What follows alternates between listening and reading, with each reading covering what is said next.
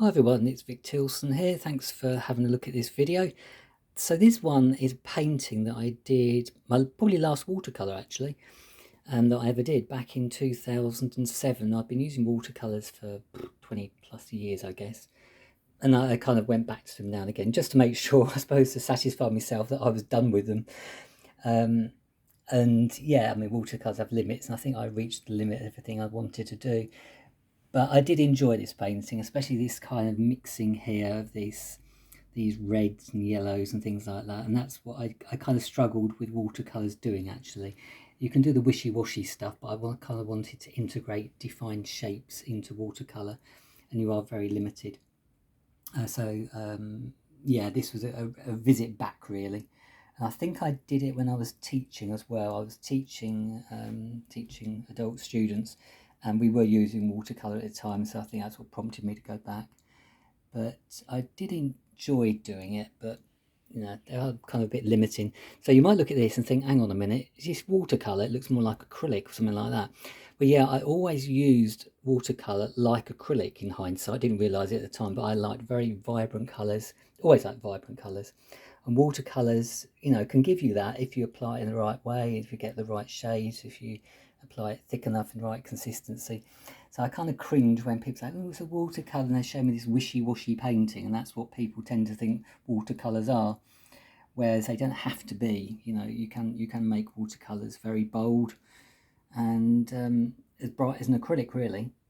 The downside to them is that they don't probably have they do have the longevity, but they're a little bit more fragile, whereas acrylic is more permanent. You haven't got to worry about it, you know, getting marked and stuff like that quite so much.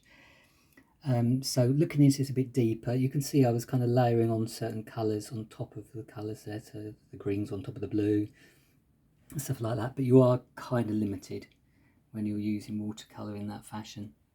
And as well as that, there's kind of a limit to what you can put the paper through as well. I mean, this paper is very thick. Yeah, actually, it's not as thick as I thought, but I mean, I used to use 140-pound paper, I think it was called. It was like card, really. And when you start to do real heavy watercolour, it does take its toll on it. This paper actually probably wasn't thick enough. If you look at that, it's starting to get a bit crinkly there, which is not a good sign.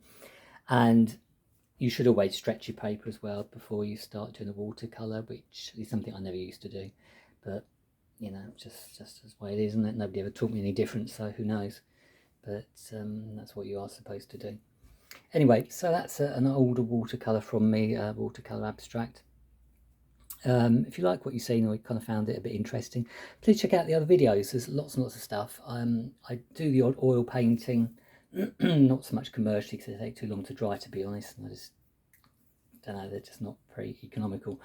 Mainly I use acrylic, which I absolutely adore. And people say, oh, acrylic, oh, that's a modern paint, oh, we never get the value for that. Ooh. Well, I'm sorry, they need to get real, because acrylic's been around now for what? We're talking getting on for 100 years or so, and they're as good today as they were. They're painted on a lot of pieces. And the technology is improving all the time. I've never had any issues with acrylics. And I've got acrylics of mine now, 30 years old, absolutely fine, no problem whatsoever. Lasted really, really well. And because acrylics, you know, just you can do what you want. You can bend the paper, they're more pliable, and just more enjoyable, really. So anyway, but if you want to start off, watercolour is a good way to start. Nothing wrong with watercolour, but as long as you know, as you progress as an artist, you will have limits if you want to push boundaries. So there we go. Please check out other videos. Hit the old subscribe button. That'd be great if you could do that, because it really does make a difference to the channel. So I'm trying to grow it and get more interest in the work. Feel free to share the video, not a problem at all. If you want to share video, images, anything you see online, you're more than welcome to do that. If you could credit me, that would be absolutely super, most appreciated. And links to social media are at the bottom of this video in the text. You can find me on Facebook and Instagram. Facebook is probably my favourite. I can be reached on that via Messenger, and you can see what I'm up to on a daily basis, which is quite nice. Always happy to hear from anybody. If you've got any questions or anything, comments are more than welcome. And there we go. So thanks a lot for your time. Hope you liked what you've seen. Just leave you a nice picture of this, and check back for more details. You take care.